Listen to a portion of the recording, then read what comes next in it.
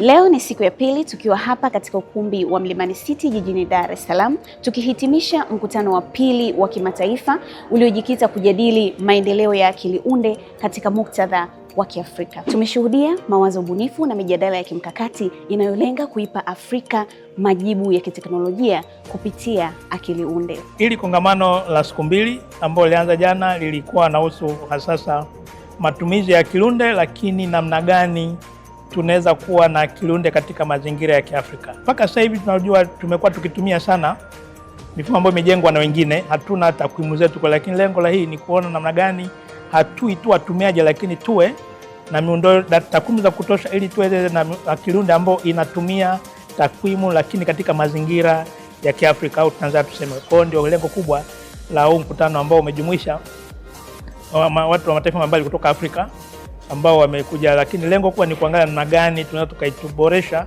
akili unde ili iwe ya Kiafrika, iwe na ile umiliki wa Kiafrika, lakini pia tuweze kutatua changamoto za Kiafrika katika sekta ya afya, kilimo, ufugaji, lakini na maendeleo ya jumla ya kiuchumi kwa jamii. Kongamano hili la pili linahusisha masuala ya kujumuisha jamii yote katika masuala ya artificial intelligence.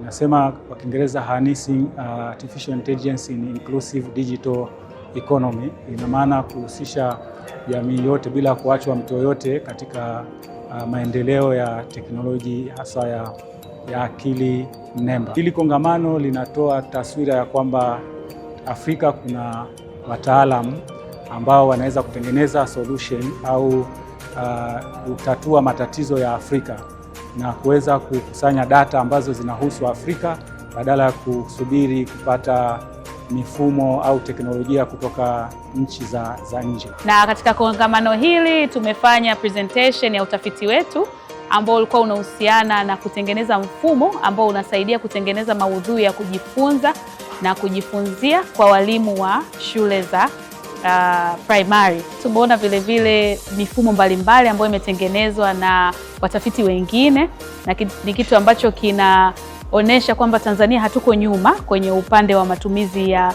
akili mnemba na teknolojia zinazoendana nazo. Kwa hiyo kongamano limekuwa zuri na tuna imani kwamba linaweza kuleta matokeo chanya kwa sababu linatoa rai kwa vijana kutumia teknolojia hizi kwa ajili ya kuongeza ufanisi kwenye utendaji sasa kwenye elimu. I came for this international conference so that I could gain some more experience that would advance my career. And in the last 2 days, I've learned quite a lot from the keynotes, and also more importantly, one thing that has impacted me is the beautiful minds from various sectors beyond the academia that I have met, innovators, industry practitioners and the likes.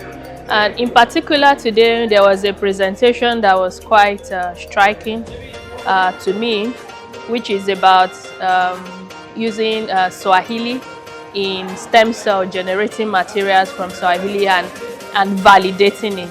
I think that was quite a smart one, and I really enjoyed the conference, and I'm sure it's leaving me better than the way I was when I came. In this conference, I have learned that Africa, it's time we stop being passive users of AI. When we say we are ready to accept AI, it doesn't mean impact.